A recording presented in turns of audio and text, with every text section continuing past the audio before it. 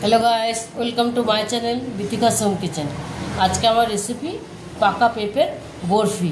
तो चलो আমরা দেখব পাকা পেঁপের বরফি করতে কি কি উপকরণ লাগছে। প্রথমে এখানে আমি অর্ধেক পাকা পেঁপে নিয়ে নিয়েছি, দেখো গোল করে কেটে নিয়েছি, ছোট ছোট গোল চৌকো চৌকো করে পিস করে নিয়েছি। এখানে 1 কাপ দুধ ঘন করে নিতে হবে, 500 দুধকে জাল দিয়ে 1 কাপ করে নিতে হবে। আমি এখানে গুঁড়ো দুধটা নিয়েছি, ঘন করে গুলে নিয়েছি গুঁড়ো দুধটা, তোমরা ওই চাইলে লিকুইড দুধটাও নিতে পারো।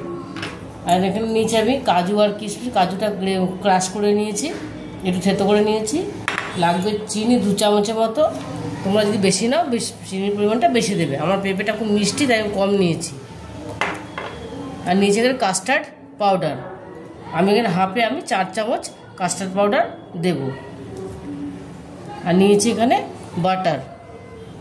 আর আমি প্রথমে মিক্সিতে এই পেঁপেটা চিনিটা একসঙ্গে পেস্ট করে নেব। দেখো পেঁপে আর চিনিটা আমি পেস্ট করে নিয়েছি, পুরো ভালো করে পেস্ট করে নিয়েছি। এবার এটা গ্যাসে বসাবো। দেখো এরকম একটা প্যান বসিয়ে নিয়েছি আমি গ্যাসে। এবারে দুধটা আমি দিয়ে দেবো, দুধটা একটু গরম করে নেবো। দুধটা আমার ঠান্ডা হয়ে গেছে।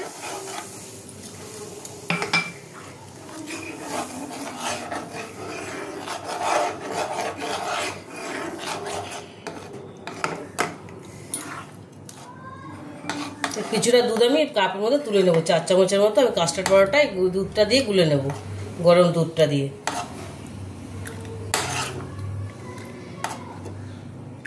একটুখানি দুধ তুলে নিলাম।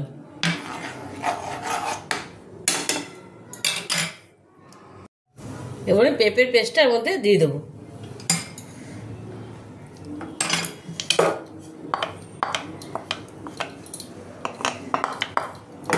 ভালো করে এবার আমি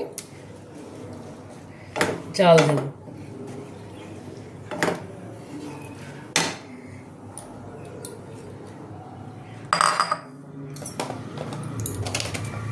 দিয়ে দেবো 1 চামচ বাটার।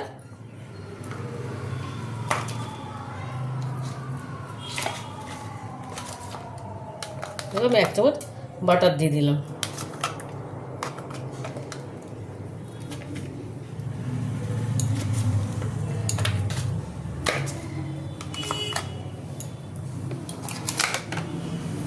এটা ভালো করে নেড়ে নেব।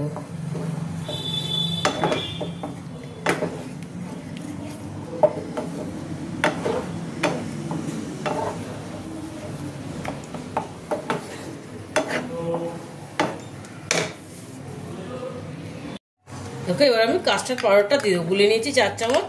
এবার আমি পাউডারটা দিয়ে দেবো, দিয়ে এবার সমানে নাড়তে থাকবো। ভালো করে নেড়ে নেব, মিশিয়ে নেব ভালো করে।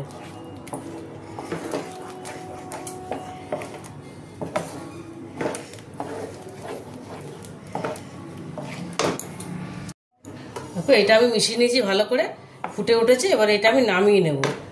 আর এর মধ্যে কেক মোল্ড নিয়েছি আমি, এর মধ্যে একটু বাটার মিশিয়ে আমি বাটার একটু মেখে নিয়েছি এটার মধ্যে। এবার এটার মধ্যে আমি ঢেলে দেবো। এবার এটার মধ্যে আমি এই ব্যাটারটা ঢেলে দেবো। এটা আমার হয়ে গেছে, গ্যাসটাই বন্ধ করে দেবো।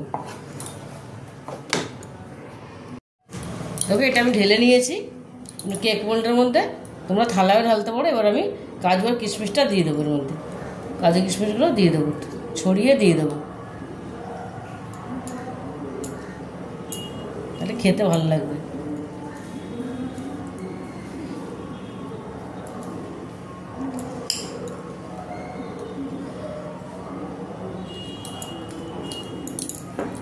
একটু ঠান্ডা হলে আমি এটা ফ্রিজে 1 ঘন্টা রেখে দেবো। ফ্রিজে 1 ঘন্টা রেখে আমি তোমাদের কাছে তারপর আমি ফিরে আসবো। দেখো এটা আমার জমে গেছে সুন্দর। দেখো ফ্রিজে আমি ডিপ ফ্রিজে রেখেছি, এটা ডিপ ফ্রিজে রাখতে হবে।